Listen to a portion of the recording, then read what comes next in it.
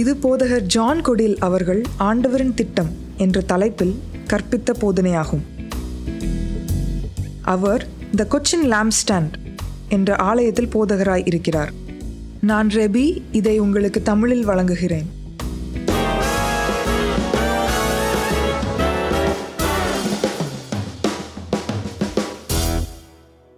அந்த முட்டாள் மீது நான் பரிதாபப்படுகிறேன்.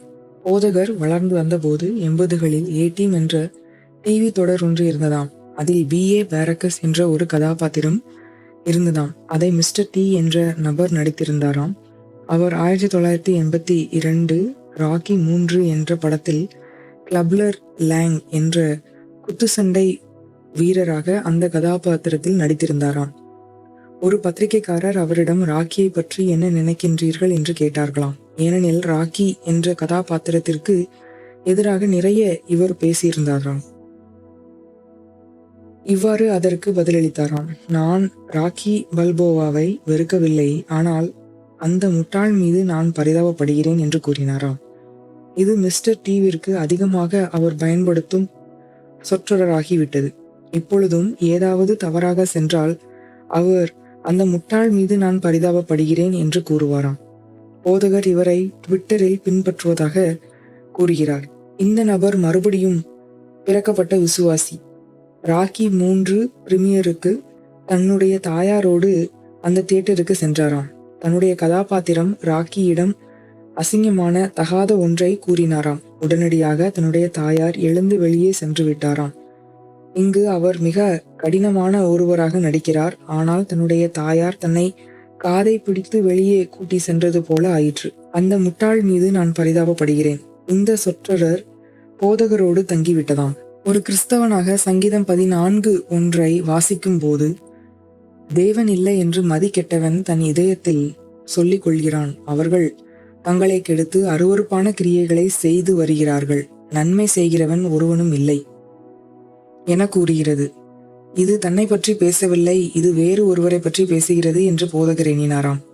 நீ தேவன் இருக்கிறார் என்று கூறுகிறார், ஆனால் சில வேளைகளில் மதியினன் போல் முட்டாள் போல் நடக்கிறாய் என்று கர்த்தர் போதகரிடம் கூறினாராம். கர்த்தாவே வசனம் மூலம் காண்பியும் என்று போதகர் கூறினாராம்.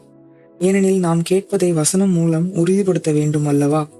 மேலும் போதகருக்கு கர்த்தர் அப்போஸ்தலராகிய பேதுரு சென்ற காரியங்களை கூறினாராம். இதை போதகர் உங்களிடம் முன்பு பகிர்ந்திருக்கிறார்கள் என அவர் கூறுகிறார். மேலும் அவர் பரிசுத்த ஆவியால் நிரப்பப்படுவதற்கு முன்பு நிறைய முட்டாள்தனமான காரியங்களை செய்தார். அவர் சரியான காரியங்களை செய்ய வேண்டும் என்ற போதிலும் அவர் இயேசுவிடம், நீர் மரிக்க மாட்டீர், நான் உமக்காக நிற்பேன் என்று பேதுரு கடிந்து கொண்டான். இயேசு அவனை சாத்தான் என்று அழைத்தார். இதுபோல நிறைய காரியங்கள். ஆனால் பின்பு அவர் பரிசுத்த ஆவியால் நிரப்பப்பட்டார். அதன் பின்பு அவர் மீது முழுமையான மாற்றம் இருக்கிறது. அதற்கு பின் அவர் கூறியது மக்களை பாதித்தது, மக்களை மாற்றியது, அவர்களை மனந்திரும்ப செய்தது. இதற்கு வெகு காலத்திற்கு பின்பு நயவஞ்சகர்கள், வெளிவேஷம் போடுபவர்களோடு அவர் அமர்ந்திருந்தார். அதாவது விசுவாசிகளாகிய யூதர்கள். அவர்கள் தங்களிடம் தோரா நியாயப்பிரமாணம் இருப்பதினால் தாங்கள் புறஜாதிகளை விட சிறந்தவர்கள் என்று எண்ணினார்கள். ஆனால் இயேசுவின் மீதுள்ள விசுவாசம் மூலம் கிருபையினால் நீங்கள் ரட்சிக்கப்படுகின்றீர்கள். இங்கு பரிசுத்த ஆவியால் நிரப்பப்பட்ட பேதுரு ஒரு பிழை செய்கிறார். அவர் ஒரு முட்டாள் இல்லையா? அதுபோல நாம் செய்து உணராமல் நாம் இருக்கிறோம். தேவனால் நம்மை எவ்வளவு நம்ப முடியும் என்பதை அவர் அளக்கிறார். அது அவருக்கு தெரியாது என்பதல்ல, உங்களால் என்ன செய்ய முடியும் என்பது அவருக்கு தெரியும். உங்களுடைய வார்த்தைக்கு நீங்கள் உண்மையானவரா என்பதை தீர்மானம் செய்ய நமக்கு சுதந்திர விருப்பம் தரப்பட்டிருக்கிறது. அதை ஏன் அவர் செய்கிறார்? நீங்கள் உங்களை உண்மை உள்ளவர் என்று நிரூபிப்பதற்கு. அதற்கு பிறகு அவர் ஏதாவது கொண்டு உங்களை நம்பலாம். வெகு காலத்திற்கு முன்பு போதகருக்கு நாவின் அதிகாரம், வல்லமை, அதாவது போதகர் கூறுவது உண்மையாக வரும்படியாக அதை போதகரிடம் கொடுத்திருப்பார் என்றால், உதாரணமாக போதகர் வண்டி ஓட்டிய போது அது ஒரு தவறான ஆலோசனையாக இருந்திருக்கும். ஏனெனில் நிறைய கழுதைகள் வண்டி ஓட்டி கொண்டு இருந்திருக்கும். ஏனெனில் போதகரை ஒருவர் முந்தும் போது போதகர் இவ்வாறு அழகாக ஆசீர்வதித்தார்களாம். பின்பு நாவின் வல்லமை தனக்கு ஏன் இல்லை என்பதை போதகர் யோசித்தாராம். அதனால் அதை போதகர் மாற்ற வேண்டியதாக இருந்ததாம். இந்த செய்தியை கொடுத்த அன்று மழை பெய்வது போல இருந்ததாம். போதகர் அதற்கு பொறுப்பானது போல உணர்ந்தாராம். அதாவது அவர் செல்லும்போது மழை பெய்யக்கூடாது என்று அவர் கூறினாராம். வானிலை உன்னுடைய பொறுப்பல்ல, நான் அதை பார்த்து கொள்கிறேன் என்று கர்த்தர் கூறினாராம். மேலும் நீ கவலைப்படாதே, சந்தோஷமாக இரு என்றாராம். இது எல்லாம் அவர் மீதான நம்முடைய நம்பிக்கையை பொறுத்ததாகும். ஏனெனில் சில வேளைகளில் அவர் உங்களின் ஜெபத்திற்கு பதில் தருவதில்லை. அப்பொழுது என்ன செய்ய போகின்றீர்கள்? இந்த டேபிளில் இருந்து அந்த டேபிளிற்கு செல்வதற்கு வேறு எதையாவது ஒன்றை கண்டு கொள்ளப் போகின்றீர்களா? ஒருவேளை அந்த பேப்பரை நகர்த்தும் கைக்கு பணம் கொடுக்கும் அளவிற்கு கர்த்தர் உங்களுக்கு பணம் கொடுத்திருக்கிறார். அதை வைத்து நீங்கள் என்ன செய்ய போகின்றீர்கள் என்பதை அவர் பார்க்க போகிறார். வேறு எதுவும் வேலை செய்யாத போது நீங்கள் அவரை நம்புகின்றீர்களா? இல்லை என்றால் உங்களுக்கு ஏற்ற வசதியான வேளையில் அவரை நம்புகின்றீர்களா? எபிரேயர் 4:7. இன்று அவருடைய சத்தத்தை கேட்பீர்களாகில் உங்கள் இருதயங்களை கடினப்படுத்தாதிருங்கள் என்று வெகு காலத்திற்கு பின்பு தாவீதின் சங்கீதத்திலே சொல்லியிருக்கிறபடி இன்று என்று சொல்வதினாலே பின்னும் ஒரு நாளை குறித்திருக்கிறார். கர்த்தர் உங்களிடம் பேசி கொண்டு இருக்கிறாரா? நம்முடைய எல்லாருடைய வாழ்க்கையிலும் புயல் இருக்கிறது. உங்களுக்கு புயல் இல்லை என்று கூறுவீர்கள் என்றால் நீங்கள் மாயையில் இருக்கின்றீர்கள். இயேசு புயலை அடக்குகிறவர். அவர் புயலை அடக்குகிறவராகத்தான் ஆரம்பிக்கிறார். அவர் உங்களுக்காக புயலை அடக்குகிறார். ஆனால் அடுத்த படி இருக்கிறது. அதில் நடக்க நீங்கள் அழைக்கப்பட்டிருக்கின்றீர்கள். அதாவது புயலிற்கு மீது உங்களுக்கு அதிகாரம் கொடுக்கப்பட்டிருக்கிறது. புயலை அடக்குகிற இயேசு அந்த புயல் மீதான அதிகாரத்தை உங்களிடம் தருகிறார். அந்த புயல் என்னவாக இருந்தாலும் சரி. அந்த புயல் உங்களுடைய மாமியாரா? அப்படியென்றால் அதற்கு மேலாக, அதற்காக உங்களின் மாமியாரை பார்த்து சாத்தானே உன்னை கட்டுகிறேன் என்று கூறாதீர்கள். அப்படி செய்தால் உங்களுக்கு அடி விழும். மேலும் உங்களுக்கு இப்படிப்பட்டதை செய்ய ஞானம் வேண்டும். அடக்க வேண்டிய புயலிற்கு அவர் உங்களுக்கு அதிகாரம் தருகிறார். இது நாம் கர்த்தரில் வளர்வதற்கு ஏற்ப. மேலும் இந்த அதிகாரத்தை நாம் புரிந்து கொள்கிறோம். நாம் இதை அதிகமாக புரிந்து கொள்ள வசனத்தில் இருக்கும் வாக்குத்தத்தங்கள் மேலும் அது நிறைவேறுவதற்கு உள்ள காலம் அதிகரிக்கும். ஏனெனில் தேவன் நம்மை அளக்கிறார், சோதிக்கிறார். நாம் அவரிடம் வேறு மாதிரி நடக்கப் போகிறோமா? கர்த்தரை பற்றிய காரியங்கள் போதும், நான் எனக்கு வேண்டியதை செய்வேன் என்பதாக. இதைதான் இஸ்மவேலை உண்டாக்கியதன் மூலம் ஆபிரகாம் செய்தார். ஏனெனில் தான் தேவனுக்கு உதவ முடியும் என எண்ணினார். நாம் இஸ்மவேலை உண்டாக்க மாட்டோம் என எண்ணுகிறோம். ஆனால் நாம் எந்த வகையில் தேவனுக்கு உதவலாம் என எண்ணுகிறோம். 2 வாரத்திற்கு முன்பு போதகரிடம் கர்த்தர் இதே காரியத்தை கேட்டாராம். போதகர் ஒன்றை வாங்க இருந்தபோது கர்த்தர் இல்லை, இதை ஒருவர் உனக்கு தருவார் என்று கூறினாராம். இது போதகருக்கு கடினமான ஒன்றாக இருந்ததாம். ஏனெனில் அதை வாங்குவது என்பது போதகருக்கு சுலபமான காரியமாக இருந்ததாம். விசுவாசம் தேவைப்படும் தான். ஆனால் அதை கொடுப்பது என்பது அதை தன்னுடைய இதயத்திலிருந்து வெளியே வைக்க வேண்டும், காத்திருக்க வேண்டும், அவரிடம் ஜெபத்தில் செல்ல வேண்டும். போதகருக்கு அதையெல்லாம் செய்ய விருப்பமில்லையாம். யாரை நீங்கள் நம்ப போகின்றீர்கள்? சில வேளையில் நாம் பொறுமையற்றவர்களாக இருக்கிறோம். சில வேளையில் நம்முடைய இதயத்தில் தோன்றும் அவநம்பிக்கை, இதனால் நாம் மனித தீர்வுகளுக்குள் செல்கிறோம். அதாவது இஸ்மவேலை உண்டாக்குவது போல. தேவன் நமக்கு என்ன வாக்குத்தத்தம் கொடுத்திருக்கிறார்? அவரின் வாக்குத்தத்தத்திற்கு பதிலாக, அவர் செய்ய போவதற்கு பதிலாக அவர் மீதான நம்பிக்கைதான் நம்முடைய கிறிஸ்துவோடான நடையின் குறிக்கோளாகும். அவரை நம்பவில்லை என்றால் அவரோடு நாம் நடக்க மாட்டோம். இந்த நம்பிக்கைதான் கிறிஸ்துவோடான நம்முடைய நடையின் குறிக்கோளாகும், இலக்காகும். நாம் புயலிற்கு திரும்பி வருவோம். நாம் சமாதானத்தோடு இல்லை என்றால் நாம் நிறைய காரியங்களோடு பாடுபடுவோம். நாம் பெரும் அச்சம் கொள்வோம். அதனால்தான் கர்த்தர் நீதிமொழிகள் 4:23 எல்லா காவலோடும் உன் இருதயத்தை காத்துக்கொள், அதனிடத்தினின்று ஜீவ ஊற்று புறப்படும் என கூறுகிறார். நீங்கள் மன அழுத்தத்தில் இருப்பீர்கள் என்றால் உங்களை மகிழ்விக்க தேவன் மீது நம்புகின்றீர்களா? இல்லை என்றால் சைக்காலஜியை நம்புகின்றீர்களா? இல்லை என்றால் கெமிக்கல்களை நம்புகின்றீர்களா? எல்லா காவலோடும் உன் இருதயத்தை காத்துக்கொள் என்று வசனம் கூறுகிறது. நம்முடைய அழைப்பிற்கு ஏற்ற அளவில்லாதபடி நாம் தோல்வி அடைவோம் என்பதை பிசாசு உறுதி செய்வான். இதை நீங்கள் புரிந்து கொள்ள வேண்டும் என போதகர் விரும்புவதாக கூறுகிறார். இது தேவனுடைய கண்களில் அல்ல, நம்முடைய கண்களில் தவறுதான் நம்முடைய மத்திய பெயர் என எண்ணுகிறோம். நம்முடைய அழைப்பிற்குள் செல்ல நாம் தைரியமாக இருக்க மாட்டோம். யோவான் 10:10 திருடன் திருடவும் கொல்லவும் அழிக்கவும் வருகிறானே அன்றி வேறொன்றிற்கும் வரான். நானோ அவைகளுக்கு ஜீவன் உண்டாயிருக்கவும் அது பரிபூரணப்படவும் வந்தேன். இதுதான் பிசாசு உங்களிடம் இருந்து திருடுகிறான். உங்களின் சமாதானத்தை, அவர் மீதான நம்பிக்கையை, கிறிஸ்து இயேசுவில் உள்ள அழைப்பை அவன் உங்களிடமிருந்து திருடுகிறான். அவர்தான் என்னை பின்பற்றுங்கள் என்றார். சமாதான பிரபுவாகிய அவரை பின்பற்றுவதுதான் நம்முடைய அழைப்பாகும். ஏசாயா 9:6 நமக்கு ஒரு பாலகன் பிறந்தார், நமக்கு ஒரு குமாரன் கொடுக்கப்பட்டார். கர்த்தத்துவம் அவர் தோளின் மேல் இருக்கும். அவர் நாமம் அதிசயமானவர், ஆலோசனை கர்த்தா, வல்லமையுள்ள தேவன், நித்திய பிதா, சமாதான பிரபு எனப்படும். இயேசு உங்கள் வாழ்க்கையில் இருக்கிறார் என்றால் அங்கு சமாதானம் இருக்கும். இயேசு இல்லை என்றால் சமாதானம் இருக்காது. நீங்கள் பரிசோதிக்க வேண்டும். அதாவது தேவன் பதில் இருக்கிறது என்று கூறியதில் உங்களுடைய அளவை, உங்களுடைய முயற்சியை பயன்படுத்தி காரியங்களை தீர்க்க எடுத்திருக்கின்றீர்களா? அதாவது கர்த்தருக்கு காத்திருப்பதற்கு பதிலாக இஸ்மவேலை உண்டாக்கி இருக்கின்றீர்களா? உங்களுடைய வாழ்க்கையை பரிசோதியுங்கள். நீங்கள் அதை செய்திருப்பீர்கள் என்றால், ஏனெனில் போதகர் அதை செய்து இருக்கின்றார்கள் என அவர் கூறுகிறார். போதகர் இறுதியாக என்ன செய்ய வேண்டும்? நீங்கள் இறுதியாக என்ன செய்ய வேண்டும்?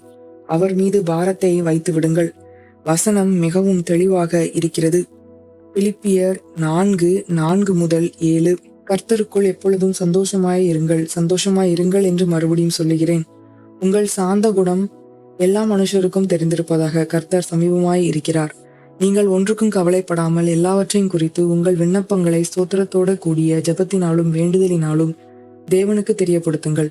அப்பொழுது எல்லா புத்திக்கும் மேலான தேவ சமாதானம் உங்கள் இருதயங்களையும் உங்கள் சிந்தைகளையும் கிறிஸ்து இயேசுவுக்குள்ளாக காத்துக்கொள்ளும். கர்த்தருக்குள் எப்பொழுதும் சந்தோஷமாய் இருங்கள், சந்தோஷமாய் இருங்கள் என்று மறுபடியும் சொல்லுகிறேன். ஏனெனில் கர்த்தருக்குள் சந்தோஷமாக இருப்பதே நம்முடைய பலன். உங்கள் சாந்த குணம் எல்லா மனுஷருக்கும் தெரிந்திருப்பதாக. கர்த்தர் சமீபமாய் இருக்கிறார். நீங்கள் ஒன்றுக்கும் கவலைப்படாமல் எல்லாவற்றையும் குறித்து உங்கள் விண்ணப்பங்களை ஸ்தோத்திரத்தோடு கூடிய ஜெபத்தினாலும் வேண்டுதலினாலும் தேவனுக்கு தெரியப்படுத்துங்கள். இந்த சமாதான இன்மை கவலையாக மாறும். மேலும் நாம் தேவனுக்கு நம்முடைய வேண்டுதல்களை மின்னஞ்சல் போல செலுத்துவதில் நாம் சிறந்தவர்கள். ஆனால் உங்களின் வேண்டுதல்களை தேவனுக்கு தெரியப்படுத்துங்கள் என்று கூறுகிறது. தேவனுக்கு தெரிந்துவிட்டது என்பது எப்படி தெரியும்? அப்பொழுது எல்லா புத்திக்கும் மேலான தேவ சமாதானம் உங்கள் இருதயங்களையும் உங்கள் சிந்தைகளையும் கிறிஸ்து இயேசுவுக்குள்ளாக காத்துக்கொள்ளும். நீங்கள் தேவனுக்கு தெரியப்படுத்த அது மாத்திரமே போதும். உங்களுடைய இதயத்தில் உள்ள அந்த ஓட்டையை ஏதாவது மாற்ற வேண்டும். அதுதான் தேவ சமாதானம். அது இல்லாமல் நீங்கள் எழும்பாதீர்கள். தேவனோடு நேரம் செலவிடுங்கள். மருத்துவர் உங்களுக்கு பராமரிப்பு கொடுக்கிறார் அல்லவா? உங்களுக்கு கவனம் வேண்டும் என்பதற்காக நீங்கள் மருத்துவரிடம் செல்ல மாட்டீர்கள் அல்லவா? சில மக்கள் பஸ் டிரைவர் அல்லது கண்டக்டரிடமிருந்து அதிக கவனம் பெற்றுக்கொள்கிறார்கள் என்பதை போதகர் வாசித்தார்களாம்.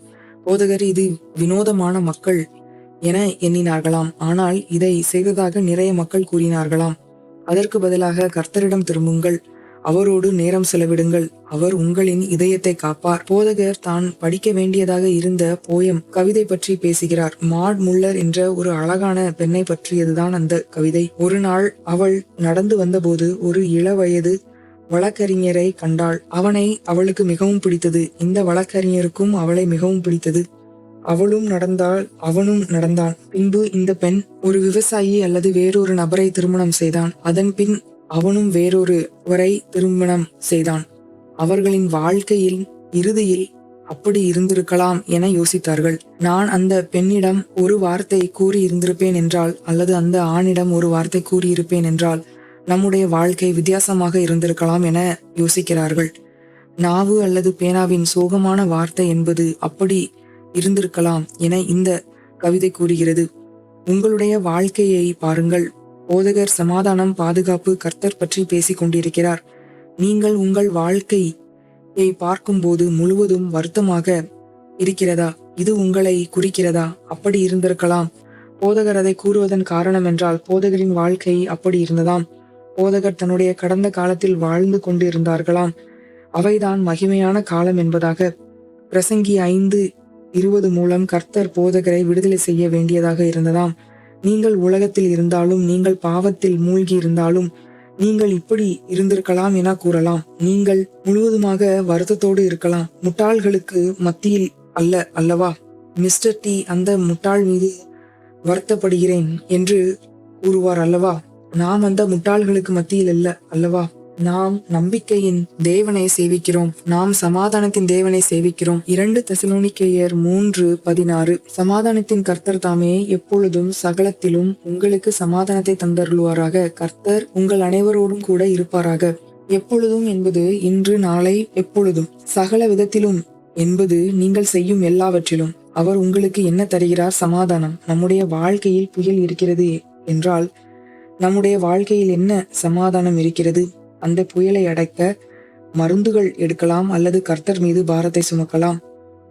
கர்த்தர் மீது பாரத்தை வைக்கும் போது, உதாரணமாக உங்கள் வாழ்க்கையில் புயல் இருக்கிறது என்றால் நீங்கள் என்ன செய்ய வேண்டும்? கர்த்தரிடம் அதை பற்றி கூற வேண்டும். அதை பற்றி என்ன செய்ய வேண்டும் என்று அவர் கூறுவார். நேற்று அல்லது முந்தைய தினத்தில் போதகரின் வீட்டிற்கு வெளியே வெடித்து கொண்டிருந்தார்களாம். அதில் ஒன்று போதகரின் வீட்டிற்குள்ளாக வந்து வெடித்ததாம். அதன் சத்தத்தில் போதகரின் வீடு அதிர்ந்ததாம். போதகரின் மனைவியாகிய அணு உடனடியாக வெடித்தவர்களின் மீது சத்தமிட்டார்களாம். அதன் பின்பு அணு அவர்கள் சமாதானமாகிவிட்டார்களாம். போதகர் என்ன செய்திருப்பார்கள் என்பதை போதகர் யோசித்தார்களாம். மேலும் இது போதகரை தொந்தரவு செய்யவில்லை. வீடு அதிர்ந்தது, அது மிகவும் சத்தமிக்க ஒன்று என போதகர் எண்ணினார்களாம். அந்த மக்களிடம் புகார் செய்வதில் எந்த தவறும் இல்லை. வெடி உங்கள் வீட்டிற்குள் வரும் என்றால் அது தவறு. ஆனால் எல்லாம் ஆவிக்குரியது என்பதை நீங்கள் புரிந்து கொள்ள வேண்டும். அந்த வட்டாரத்தில் சச்சரவின் ஆவிக்கு ஒப்பாக அங்கு இருக்கிறது. இந்த ஆவி இருக்கும் இடத்தில் எல்லாம் மக்கள் சண்டை போடுகிறார்கள். நம்முடைய யுத்தம் அதனோடானது. போதகர் இந்த சத்தம், மாசுபாடு எல்லாம் அதன் மூலம் வருகிறதா என்று போதகர் யோசித்தார்களாம். இல்லை, இது உண்மையாக நடந்த விபத்து. அதனால் நீங்கள் பகுத்தறிய வேண்டும். அந்த எல்லா பகுத்தறிதலிலும் நீங்கள் உங்கள் சமாதானத்தை இழந்து போக மாட்டீர்கள். உங்களுக்கு என்ன நடக்கிறது என்பது தெரியவில்லை என்றால் கர்த்தர் எடுத்து விட்டார் என கூறுவீர்கள். கர்த்தர் எடுக்கவில்லை, பிசாசு எடுத்து விட்டான். யோபுவால் ஆவிக்குரியதில் என்ன இருக்கிறது என்பதை பார்க்க முடியவில்லை. ஆவிக்குரியதில் என்ன இருக்கிறது என்பதை நீங்கள் பார்க்க வேண்டும் என போதகர் விரும்புவதாக கூறுகிறார். தேவ வசனத்தின் நீங்கள் ஆவிக்குரியதை மாற்றும் போது இயற்கையில் மாற்றம் ஏற்படும். அதை செய்ய முடியாத போது இயேசுவை நோக்கி கூப்பிடுங்கள். அவர் அதை மாற்றுவார். பின்பு அவர் அதை எப்படி மாற்றுவது என்பதை கற்றுத்தருவார். அவர்தான் புயலை அடக்குபவர். அதன்பின் அவர் உங்களுக்கு அதிகாரத்தை தருகிறார். நீங்கள் அதிகாரத்தை பற்றி அக்கறைப்படவில்லை என்றால், மேலும் புயல் அமைதியானால் போதும் என்றால், கொஞ்ச வேளையில் அவர் புயலை அடக்குவதை நிறுத்தி விடுவார். நீங்கள் என்ன செய்வீர்கள் என்பதை பார்ப்பார். நாம் ஜெபித்தும் புயல் அடங்காத போது நாம் நம் வாழ்க்கையை பரிசோதிக்க வேண்டும். நாம் நம்முடைய புயலை அடக்க அவர் மீது சார்ந்திருக்கிறோமா? இல்லை என்றால் அவர் நமக்கு நம்முடைய வாழ்க்கையில் புயலை அடக்க அவர் நமக்கு அதிகாரத்தை தந்திருக்கிறாரா? நீங்கள் ஏதாவது தவறு செய்து கொண்டு இருப்பீர்கள் என்றால் இந்த அதிகாரம் உங்களுக்கு உதவாது. தேவனோடு சரியாகி கொள்ளுங்கள். முதலாவது தேவனுடைய ராஜ்யத்தையும் அவருடைய நீதியையும் தேடுங்கள். அதனால் உங்கள் வாழ்க்கையை பரிசோதியுங்கள். புயல்கள் எங்கே என்றும் காரியங்கள் எப்படி நடக்கிறது என்பதையும் பரிசோதித்து பாருங்கள். தேவன் உங்களுக்கு அதிகாரம் தந்திருக்கும் பட்சத்திலும் தேவனுக்கு எந்த தொடர்பும் இல்லாத காரியங்களுக்கு தேவன் மீது பழி சுமத்துகின்றீர்களா? உங்கள் வாழ்க்கையை பரிசோதித்து பாருங்கள். இதை பற்றி இன்னும் அதிகமாக உங்களுக்கு போதிக்க போவதாகவும் கிருபை என்றால் என்ன என்பதையும் உங்களுக்கு புரிய வைக்கப் போவதாகவும் போதகர் கூறுகிறார். ஏனெனில் நாம் செய்கிற காரியங்களை ஏன் செய்கிறோம் என்பதை புரிந்து கொள்ள வேண்டும். நம்மில் ஏன் நம்பிக்கை எழுந்து வருகிறது என்பதை புரிந்து கொள்ள வேண்டும். ஏன் நாம் கிறிஸ்தவர்களாக இருக்கிறோம் என்பதையும் புரிந்து கொள்ள வேண்டும். இது வெறும் மதமோ கோட்பாடு சம்பந்தப்பட்டதோ இல்லை. இது உண்மையாக இருக்க வேண்டும். இது உண்மையாக இல்லை என்றால் நீங்கள் முற்றிலும் விரக்தி அடைவீர்கள் அல்லது நீங்கள் நடிப்பீர்கள். உள்ளத்தில் உண்மை வைத்து கொள்ளுங்கள். தேவன் நம்மை அழைக்கிறார் என்பதை பற்றி போதகர் கூறினார்கள் அல்லவா? அது நம்மை ஆக்கினை தீர்ப்பதற்காக அல்ல. நம்மில் இருக்கும் காரியங்களை அகற்றுவதன் மூலமாக அவர் நமக்கு உதவி செய்கிறார். அது சில வேளையில் உண்மை இல்லாத காரியங்கள், நாம் கடந்து சென்ற பாதையினால் தேவன் மறுபக்கம் பார்ப்பார் என்றும் நாம் செய்யும் எல்லா காரியங்களும் சரி என்றும் தேவன் அவர் செய்ய வேண்டிய காரியங்களை செய்யவில்லை என்றும் எண்ணுகிறோம். சில வேளைகளில் நாம் வசனத்தின்படி கூட நாம் எல்லாம் சரியாக செய்கிறோம் என்று எண்ணுகிறோம். ஆனால் பதில் இல்லை. சில வேளைகளில் நாம் தேவனிடமிருந்து கேட்பதில்லை. இந்த அடைப்புக்குறி காலம் என்பது நம்முடைய இதயத்தில் என்ன இருக்கிறது என்பதை நாம் புரிந்து கொள்ள. நாம் தேவனோடு விரக்தி அடைய போகிறோமா? அதை பற்றி என்ன செய்ய போகிறோம்? போதகர் தேவனை கேள்வி கேட்ட நேரங்கள் இருக்கிறது. தேவனால் போதகரை கேட்க முடியவில்லையா? பின்பு அதை தாண்டி போதகர் தான் என்ன தவறு செய்கிறார் என்பதை பரிசோதித்தார். ஆனால் பதில் இல்லை. குறிப்பாக குணப்படுத்தல் பற்றி வரும்போது போதகர் ஜெபிக்கும் போது மற்றவர்கள் குணமடைகிறார்கள் என்பது போதகருக்கு தெரியும். போதகர் தேவனை அதிகமாக நேசிப்பதாலும் இயேசுவை நம்புவதினாலும் அவர் ஜெபம் செய்வதை நிறுத்தவில்லையாம். ஆனால் அது தன்னுடைய எரிச்சலை நிறுத்தவில்லை. அதாவது அது தன்னை நயவஞ்சகன் என்று கூறும் ஒன்று. அதாவது குணமாக்கும் தேவனை பற்றி போதகர் பேசுகிறார்கள், ஆனால் குணமாக்குதல் இல்லை. அதனால் அவர் நயவஞ்சகன் என்பதாக அந்த சத்தத்தை விசுவாசம் மூலம் அமைதியாக்க போதகர் கற்றுக்கொள்ள வேண்டியதாக இருந்ததாம். ஏனெனில் நம்முடைய தேவன் குணமாக்கும் தேவன். அது நம்முடைய சூழ்நிலையை பொறுத்தது அல்ல. குணமாக்குதல் முடிந்து போன ஒன்று என்னும் கூட்டத்தில் போதகர் சேர்ந்திருக்கலாம். போதகரால் அதை செய்ய முடியாது. ஏனெனில் தன்னுடைய கண்களால் தேவனால் என்ன செய்ய முடியும், தேவன் என்ன செய்கிறார் என்பதை போதகர் பார்த்திருக்கிறார் என கூறுகிறார். போதகரின் சபை மக்களை பார்க்கும்போது போதகர் என்னும் வகையில் அவர்கள் கனி கொடுக்கவில்லை என்று அவர் எண்ணுகிறார். ஆனால் கர்த்தர் பதில் கொடுக்க ஆரம்பித்தாராம். ஒவ்வொன்றாக அவர்களின் வாழ்க்கையில் என்ன நடக்கிறது என்பதை கூறினாராம். போதகர் கூற முயற்சிப்பது என்னவென்றால், போதகர் சமாதானத்தை இறுதியில் பெற்று கொண்டாராம். அதாவது அந்த பாரங்களை அவர் மீது சுமத்தும் போது இந்த பாரம் இருப்பது தேவனால் போதகர் மீது இருக்கும் அவருடைய அழைப்பினால். மேலும் அது தேவனின் பிரச்சனை, போதகரின் பிரச்சனை அல்ல என அவர் கூறுகிறார். மேலும் போதகர் ஜெபத்தினால் அவருக்கு அதிகாரம் அளிக்க வேண்டும் என அவர் கூறுகிறார். அதாவது நம்முடைய வாழ்க்கையில் அசைவாட இது போதகர் நீங்கள் புரிந்து கொள்ளும் வகையில் கூறுகிறார். சில இடங்களில் செயல்படுத்துபவராக போதகர் இருக்கிறார். இதற்கும் போதகரின் தேவனோடான தனிப்பட்ட உறவிற்கும் எந்த சம்பந்தமும் இல்லை. அவர் ஒரு செயல்படுத்துபவர் மட்டுமல்ல. அதைதான் போதகர் உங்களிடம் பேசுகிறார். அதாவது தேவனோடான உங்களுடைய உறவு அது உண்மையாக இருக்கிறதா? அதாவது தேவ வசனத்தின்படி உங்களுடைய புரிந்து கொள்ளுதல் அல்லது நீங்கள் அதை பற்றி எண்ணுவதினால் அல்ல. இந்த போதனை சிறியதாக இருந்தாலும் கர்த்தர் நமக்கு காரியங்களை கற்றுக் கொடுத்திருக்கிறார். நம்முடைய மாம்சத்திற்கு பிடிக்காதது, சில வேளையில் வேதனையோடு கூடியது ஆக கூட இருக்கலாம். போதகர் பார்க்கும்போது அம்பானது இலக்கை தாக்கியது. போதகர் கூறுவது என்னவென்றால், கர்த்தர் நம் வாழ்வில் செய்ய வேண்டிய காரியங்களை செய்கிறார். அவரை நாம் நம்ப வேண்டாம் என்ற விருப்பமல்ல. ஆனால் நம்முடைய சூழ்நிலைகள் அப்படி இருக்கிறது. அப்படி இருந்தாலும் தேவன் மீது பாரத்தை சுமத்துங்கள் என அவர் கூறுவதாக போதகர் கூறுகிறார். நீங்கள் நடக்க வேண்டிய வழியை அவர் காண்பிப்பார். உங்களின் உண்மை நிலையை வெளியே வைத்துவிட்டு வாருங்கள் என்ற அறிவிப்பு இங்கு இல்லை. அதற்கு நேர்மாறாக இருக்கிறது. நீங்கள் வந்து உண்மையோடும் ஆவியோடும் கர்த்தரை தொழுது கொள்ளுங்கள். விசுவாசம் குருடல்ல, ஆனால் அது உண்மை. போதகர் வாசித்த போயமில் நாம் புரிந்து கொள்ள வேண்டியது என்னவென்றால், நாம் வருத்தங்களை சுமப்பவர்கள் அல்ல. அது நம்முடைய ஆளுமையினாலோ ஏதோ நன்மை நம்மில் இருக்கிறது என்பதினாலோ அல்ல, இயேசு கிறிஸ்துவினால். உங்களின் வாழ்க்கையில் ஒருவேளை கடந்த காலத்தில் மோசமாக இருந்திருக்கலாம். ஒருவேளை நீங்கள் ஏராளமான தவறுகளை செய்திருக்கலாம். அது எல்லாம் இயேசுவின் நாமத்தில் அழிந்து விட்டது. அவர் நமக்கு நம்பிக்கை மற்றும் சந்தோஷம் மற்றும் நோக்கம் கொண்ட எதிர்காலத்தை தருகிறார். அதை நம்முடைய வாழ்க்கையில் செய்கிறார். சில வாழ்க்கைகளை கர்த்தர் தொடுவதை போதகர் பார்ப்பதாக கூறுகிறார். இந்த வாழ்க்கைகள் அவமானம், உங்களை கீழே தள்ளியது, நிராகரிப்பது போன்றதை போதகர் கேட்டதாகவும் அதை கர்த்தர் குணமாக்குவதாகவும் அதை பார்ப்பதாகவும் போதகர் கூறுகிறார். அங்கீகாரத்திற்காக மனிதர்கள் மீது திரும்பாதீர்கள்.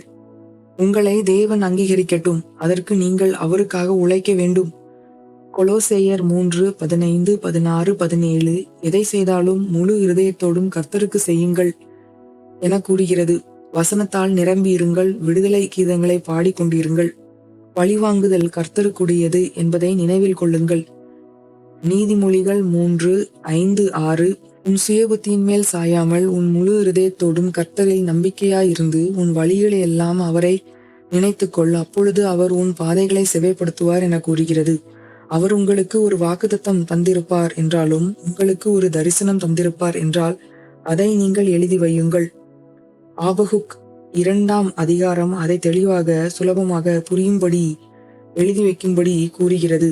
ஏனெனில் ஓடுகிறவர்கள் அதோடு ஓடக்கூடும், அதை பார்க்கக்கூடும். ஒன்றுமே நடக்கவில்லை என்ற பட்சத்தில் தேவனின் வாக்குத்தத்தம் மற்றும் அவரின் வார்த்தை உங்களை வழிநடத்தும். அவர் மரண இருளின் பள்ளத்தாக்கின் வழியாக உங்களை நடத்தி செல்வார். என்னவாக இருந்தாலும் நீங்கள் மேற்கொள்வீர்கள். நீங்கள் தனியாக இல்லை, கர்த்தர் உங்களோடு இருக்கிறார். கிதியோனை பார்த்து, பராக்கிரமசாலியே என்று தேவதூதன் கூறியது போல கர்த்தர் உங்களோடு இருக்கிறார். நாம் தேவனின் பிள்ளைகள். இது ஒரு பாலினத்திற்கு உட்பட்டதல்ல. போதகர் கிதியோன் பற்றி பேசவில்லை, உங்களை பற்றி பேசுகிறார். பராக்கிரமசாலியானவனே, பராக்கிரமசாலியானவளே, சில வேளைகளில் நீங்கள் உங்களின் வேர்களுக்கு சென்று உங்களின் வாழ்க்கையில் இயேசு கிறிஸ்துவை கர்த்தராக அங்கீகரிக்க வேண்டும். அவருக்கு வெறும் உதடுகளால் மாத்திரம் செலுத்துவதல்ல, ஆனால் அதை பற்றி ஏதாவது செய்வது. என்னவாக இருந்தாலும் இந்த நேரம் அருமையானது. நாம் ஆரம்பத்தில் இருந்து கர்த்தர் உங்கள் வாழ்க்கையில் ஏதோ செய்து கொண்டிருக்கிறார். கர்த்தர் உங்களுக்கு செய்திருப்பதை பின்பு போதகரிடம் கூறுகிறார். நன்றி உள்ளவர்களாக இருங்கள். இரும்பை இரும்பு கருக்கிடுகிறது போல அவரின் சமூகத்தில் பெரிய தைரியம் இருக்கிறது. கர்த்தரோடு எந்த தவறும் இல்லை என்பதை போதகர் கூறுவதற்காக இங்கு இருப்பதாக கூறுகிறார். கடந்த 5-6 மாதங்களாக போதகர் கூறி வரும் காரியம் என்னவென்றால், நாம் சரியாக செய்கிறோம் என்று நாம் நினைக்கிற காரியங்கள் இருக்கிறது. அந்த காரியங்கள் தான் நாம் மாற்ற வேண்டும். அதே சமயத்தில் அவரின் இரக்கம், அன்பு, உண்மை ஒவ்வொரு நாளிலும் புதிதாக இருக்கிறது என கூறுகிறது. அவரின் உண்மை பெரிதாக இருக்கிறது. நீங்கள் வந்ததினால் ஆசீர்வதிக்கப்படுவீர்கள். பிசாசை திருடவும் கொல்லவும் அழிக்கவும் விடாதீர்கள். நாம் தரிசித்து நடவாமல் நாம் விசுவாசத்தின்படி நடக்கிறோம். போதகர் இதை கூறுவதன் காரணம் என்னவென்றால், உங்களில் சிலர் அதிருப்தியாக எரிச்சலாக இருக்கின்றீர்கள். இது பிசாசின் ஒரு தந்திரம் என்பதை புரிந்து கொள்ளுங்கள். நான் ஜான் கோடியோ. உங்களுக்கு ஏதேனும் கேள்விகள் இருக்குமானால் அதை எங்களுக்கு மின்னஞ்சல் மூலம் தெரியப்படுத்தலாம். மின்னஞ்சல் செலுத்தும் முகவரி help@lampstand.church அல்லது 9998644693 என்ற தொலைபேசி எண்ணில் எங்களை அழைக்கலாம் அல்லது மெசேஜ் மூலம் தெரியப்படுத்தலாம். இதை கவனித்ததற்கு நன்றி. இந்த நாள் உங்களுக்கு ஆசீர்வாதமாக அமையட்டும்.